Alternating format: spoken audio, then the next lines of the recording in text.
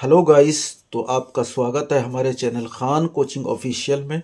तो दोस्तों, आज हम लेकर आए हैं आपके लिए एक्टिव एंड पैसिव वॉइस की क्लास। तो देखिए, समझते हैं पैसिव वॉइस क्या होते हैं और एक्टिव से पैसिव हम कैसे बनाते हैं दोस्तों। तो देखिए, इसमें सबसे पहले हमें इन 4 बातों पर ध्यान देना है दोस्तों, और ये सब कुछ मैंने अपने अकॉर्डिंग तैयार किया है। तो ये जनरल रूल्स हैं कुछ, जो कि सारे टेंसेस में जिनके हम पैसिव करते हैं उसमें यूज़ होते हैं। तो पहला पॉइंट क्या है, पहला जनरल रूल क्या है दोस्तों, subject is written in place of object. मतलब कोई भी आप पैसिव बनाएंगे एक्टिव से तो सब्जेक्ट को ऑब्जेक्ट के प्लेस पर लिखा जाता है। और दूसरा पॉइंट है object is written in place of subject, मतलब ऑब्जेक्ट को सब्जेक्ट के प्लेस पर और सब्जेक्ट को ऑब्जेक्ट के प्लेस पर। तीसरा पॉइंट है preposition by is used before subject, मतलब जनरली हम प्रीपोजिशन बाय का यूज़ करते हैं, लेकिन कुछ स्पेशल केसेस में प्रीपोजिशन टू है, विद है, इन है, एट है, इनका भी हम यूज़ करते हैं। लेकिन मोस्टली जनरल केसेस में हम प्रीपोजिशन बाय का यूज़ करते हैं सब्जेक्ट से पहले। और नंबर 4 है आपका third form of verb is used, मतलब जितने भी टेंसेस के हम पैसिव करते हैं सब में वर्ब की थर्ड फॉर्म का यूज़ किया जाता है। तो ये जनरल रूल हो जाते हैं जो कि सब में एप्लीकेबल होते हैं, सारे टेंसेस में लगते हैं। तो हम टेंस अपना स्टार्ट करते हैं। हमारा पहला टेंस है दोस्तों प्रेजेंट इंडेफिनिट टेंस। तो देखिए, प्रेजेंट इंडेफिनिट टेंस, अगर कोई सेंटेंस दे रखा है आपको और उसका आपको पैसिव करना है तो सबसे पहले आपको आइडेंटिफाई करना होता है, पहचानना होता है कि ये कौन सा टेंस है। उसी के अकॉर्डिंग हमें उसको ट्रांसफॉर्म करना होता है, मीन्स चेंज करना होता है। तो उसकी पहचान, जैसे हमने स्टार्ट किया है आज प्रेजेंट इंडेफिनिट टेंस, तो इसकी आइडेंटिफिकेशन क्या होती है। अगर इंग्लिश में आपको सेंटेंस दे रखा है, सेंटेंस में अगर वर्ब की फर्स्ट फॉर्म दे रखी है या फिर वर्ब की फर्स्ट फॉर्म में एस या ई एस लगा है तो आप समझ लेना कि ये प्रेजेंट इंडेफिनिट टेंस है। या फिर सेंटेंस में डू या डस दे रखा है तो भी आप समझ लेना कि वो प्रेजेंट इंडेफिनिट टेंस है। तो अगर हमने आइडेंटिफाई कर लिया कि हाँ ये प्रेजेंट इंडेफिनिट टेंस है, उसके बाद आगे का प्रोसेस स्टार्ट होता है। तो देखिए, सबसे पहला रूल आता है हमारा रूल ऑफ अफर्मेटिव। तो रूल ऑफ अफर्मेटिव में हमारा सिर्फ एक पॉइंट है दोस्तों, helping verb is are am is used. मतलब हम रूल ऑफ अफर्मेटिव में प्रेजेंट इंडेफिनिट टेंस के पैसिव वॉइस में helping verb is are am का यूज़ करते हैं। और फार्मूला देखिए, फार्मूला क्या है, object plus is are am plus verb की third form plus by plus subject. एक फार्मूला याद होने से बच्चों सारे फार्मूले याद हो जाते हैं, थोड़ा सा दिमाग लगाना है। तो देखिए हमारा सेंटेंस है पहला, शी हेल्प्स द पुअर। तो सबसे पहले ये हमें पता होना चाहिए कि अकॉर्डिंग टू फार्मूला देखिए, सबसे पहले क्या, ऑब्जेक्ट। ऑब्जेक्ट के पास बाद क्या हमारा, helping verb is are am, उसके बाद वर्ब की थर्ड फॉर्म, उसके बाद बाई, उसके बाद सब्जेक्ट। तो कम से कम हमें 3 चीज़ें पता होना चाहिए, ऑब्जेक्ट क्या है हमारा, वर्ब क्या है सेंटेंस में, और सेंटेंस में सब्जेक्ट क्या है।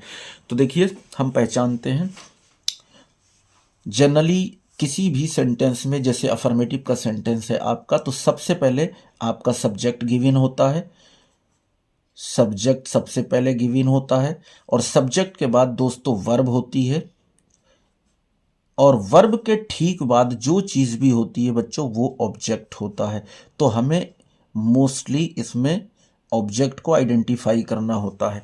तो सबसे पहले आपको ऑब्जेक्ट की रिक्वायरमेंट होती है, इसलिए आपको ऑब्जेक्ट को पहचानना होता है। तो दोस्तों, ऑब्जेक्ट को पहचानने की एकमात्र ट्रिक ये है कि आप वर्ब को पकड़िए और वर्ब के बाद जो कुछ भी हो वो आपका ऑब्जेक्ट है, और उसी के अकॉर्डिंग आप सेंटेंस को फॉर्म करेंगे, बनाएंगे।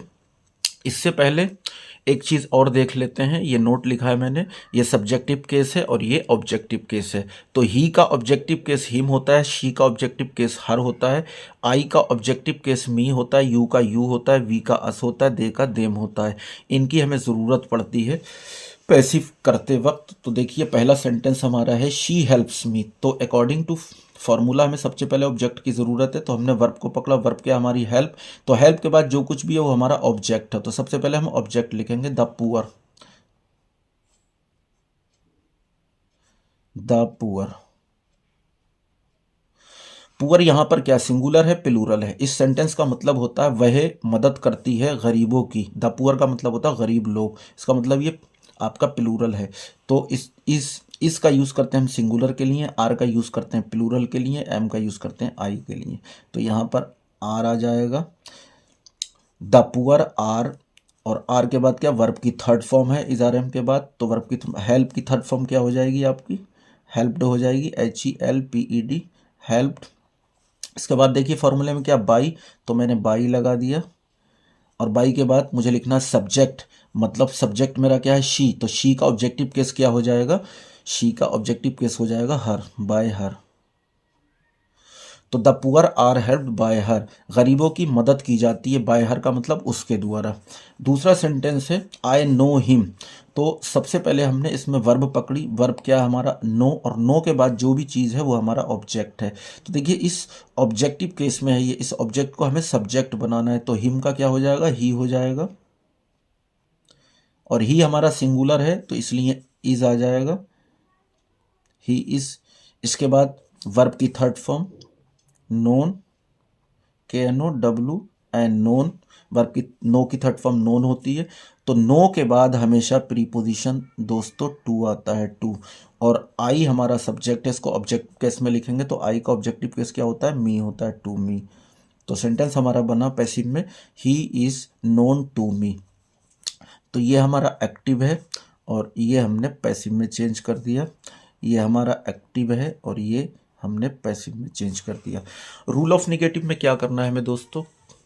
रूल ऑफ निगेटिव देखिए, रूल ऑफ निगेटिव में कुछ नहीं करना है, नॉट इज यूज आफ्टर इज़ारएम, इज़ारएम के बाद नोट लगा देना है। ऊपर वाले फॉर्मूले में आप इज़ारएम के बाद नोट लगा सकते हैं, तो फॉर्मूला बनेगा हमारा object plus is are am plus not plus verb की third form plus by plus subject. अब देखिए हमें सेंटेंस एक्टिव से पैसिव में चेंज करना है, तो हमारा फर्स्ट सेंटेंस है दोस्तों Mohan does not fly the kite, ये हमारा एक्टिव में है, इसको हमें पैसिव बनाना। तो सबसे पहले आपको वर्ब पकड़ना है, तो वर्ब क्या है इसमें? फ्लाई। तो फ्लाई के बाद देखो क्या है? द काइट, तो द काइट हमारा ऑब्जेक्ट हुआ, तो हम लिखेंगे द काइट। अब काइट को देखेंगे आप, सिंगुलर है प्लूरल है? तो ये सिंगुलर है, सिंगुलर है तो इज आ जाएगा, द काइट इज। इसके बाद नॉट, तो इसमें डज नॉट है तो नॉट लगा देंगे हम, द काइट इज नॉट। इसके बाद वर्ब की थर्ड फॉर्म, तो फ्लाई की थर्ड फॉर्म क्या होती है पता होना चाहिए आपको? फ्लोन होती है, FLOWN, फ्लोन। इसके बाद बाई, तो हमने बाई लगा दिया। इसके बाद सब्जेक्ट, तो मोहन सब्जेक्ट है तो मोहन का मोहन ही आ जाएगा, बाय मोहन। मतलब क्या हुआ? The kite is not flown by Mohan, पतंग को मोहन के द्वारा नहीं उड़ाया जाता है। तो ये हमारा पैसिव में चेंज हो चुका है। और दूसरा सेंटेंस दोस्तों क्या है हमारा? दूसरा सेंटेंस है we do not watch the movie at home, हम घर पर पिक्चर नहीं देखते हैं। तो इसमें वर्ब बताइए मुझे क्या है? तो वर्ब आपका वॉच है, और वॉच के बाद जो कुछ भी है, तो देखिए वॉच के बाद हमारा है सबसे पहले द मूवी, तो ये हमारा ऑब्जेक्ट हुआ, तो हम ऑब्जेक्ट को सबसे पहले राइट करेंगे the movie, the movie. Movie क्या है हमारा? सिंगुलर है तो इसलिए इज आ जाएगा, द मूवी इज। इसके बाद क्या है? इसमें नॉट है तो हम नॉट भी लगा देंगे, द मूवी इज नॉट। इसके बाद वर्ब की थर्ड फॉर्म है तो वर्ब की थर्ड फॉर्म लगा देंगे, वॉच की थर्ड फॉर्म वॉच्ड हो जाएगी, WATCHED, वॉच्ड। इसके बाद क्या है? बाई, तो हमने बाई लगा दिया। इसके बाद क्या है? सब्जेक्ट यानी वी का ऑब्जेक्टिव केस क्या हो जाएगा? अस, तो बाय अस। अब जो बच्चा अदर वर्ड में उसको राइट कर देंगे हम एट होम। तो ये हमारा पैसिव में चेंज हो जाता है, और ये ऊपर वाला हमारा एक्टिव है, इसमें हम अदर वर्ड और ऐड कर सकते हैं फॉर्मूले के अंदर, इसमें भी हम अदर वर्ड ऐड कर सकते हैं फॉर्मूले के अंदर। इसके बाद देखिए रूल ऑफ इंटेरोगेटिव दोस्तों, तो रूल ऑफ इंटेरोगेटिव क्या है अपना? तो दोस्तों रूल ऑफ इंटेरोगेटिव है अपना, रूल ऑफ इंटेरोगेटिव में दोस्तों दो केस हैं, और 2 केस होते हैं। तो पहला केस देखते हैं सबसे पहले। If do does is given in the beginning of sentence, अगर सेंटेंस में डू डज शुरू में दे रखा है तब उसके लिए फॉर्मूला होता है is are am plus object plus not plus verb की third form plus by plus subject plus other word कर सकते हैं plus other word plus question mark. तो देखिए सेंटेंस क्या है, do you not speak English, तो डू आ गया, इसका मतलब प्रेजेंट इंडेफिनिट टेंस है डू। अब डू स्टार्टिंग में आ गया तो फॉर्मूला हमारा ये लगेगा is are am plus object plus not plus verb की third form plus by plus subject plus other word. तो सबसे पहले हमें इज आर एम का यूज करना है लेकिन ऑब्जेक्ट के अकॉर्डिंग, ठीक। तो इसमें हम देखेंगे हमारा ऑब्जेक्ट क्या है। तो सबसे पहले वर्ब पकड़िए, वर्ब क्या है इसमें, स्पीक, स्पीक के बाद क्या है आपका इंग्लिश, तो ये इंग्लिश आपका ऑब्जेक्ट हो गया। तो इंग्लिश तो हमारा सिंगुलर है, सिंगुलर है तो इसलिए इज आ जाएगा, तो इज इंग्लिश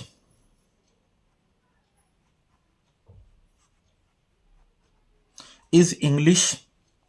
अब अगर सेंटेंस में नोट भी है तो नोट भी लगा देंगे ऑब्जेक्ट के बाद, इज इंग्लिश नोट। इसके बाद वर्ब की थर्ड फॉर्म, तो स्पीक की थर्ड फॉर्म क्या हो जाएगी, spoken, SPOKEN, is English not spoken. इसके बाद बाई है तो हमने बाई लगा दिया। इसके बाद सब्जेक्ट, तो सब्जेक्ट क्या हमारा यू, तो यू का तो यू ही रहता है, बाई यू। इसके बाद अगर कुछ बचता अदर वर्ड तो हम राइट कर देंगे, कुछ नहीं बचा तो कोई बात नहीं। Is English not spoken by you, क्या तुम्हारे द्वारा इंग्लिश नहीं बोली जाती, तो ये हमारा पैसिव में हो जाता है, question mark. This is our active. Does he teach you math, क्या वह तुम्हें गणित पढ़ाता है, तो डज स्टार्टिंग में आ गया तो फॉर्मूला लगाएंगे हम। सबसे पहले हमें वर्ब पकड़ना, तो वर्ब क्या हमारा टीच, तो टीच के बाद क्या है आपका यू है, तो यू को पकड़ लें आप, तो यू आपका प्लूरल है इसलिए आर आ जाएगा, आर। इसके बाद ऑब्जेक्ट यू, इसके बाद नोट नहीं है तो छोड़ दो इसको, वर्ब की third form are you taught, TAUGHT,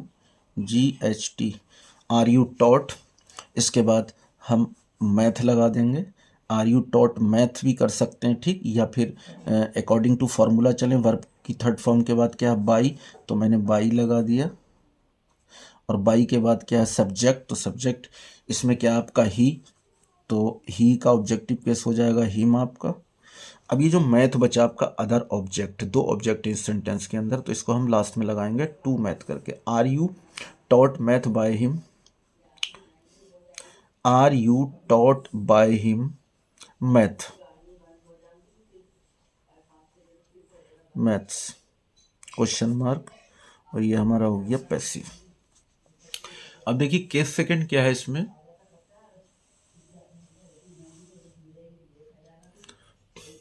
case second, if IW is given in the beginning of sentence, अगर सेंटेंस में IW दे रखा हो शुरू में, IW का मतलब जैसे यहाँ पे इंटरोगेटिव वर्ड, IW मतलब इंटरोगेटिव वर्ड, तो फॉर्मूला होता है IW, ऊपर वाले फॉर्मूले में IW पहले लगा देते हैं, पूरा फॉर्मूला सेम राइट कर देते हैं, IW plus is are am plus object plus not plus की third form plus by plus subject plus question mark. तो देखिए why do they not wash the cloth, वो कपड़े क्यों नहीं धोते हैं। तो सबसे पहले हमें एक ही चीज़ पकड़ना, ऑब्जेक्ट पकड़ना है। तो हमारा वर्ब क्या है इसमें, वर्ब है हमारा वॉश, वॉश के बाद क्या है क्लोथ्स यानी कपड़े, तो इसी के अकॉर्डिंग हमें चलना है, ठीक है। तो सबसे पहले क्या आना है इंटेरोगेटिव वर्ड, तो सबसे पहले हमने इंटेरोगेटिव वर्ड राइट किया वाई। इसके बाद इज आर एम में 3 में से एक चीज़ आना है अकॉर्डिंग टू ऑब्जेक्ट, तो ऑब्जेक्ट क्या हमारा क्लोथ्स, ज़्यादा कपड़े हैं तो हमने आर कर दिया, आर द क्लोथ्स,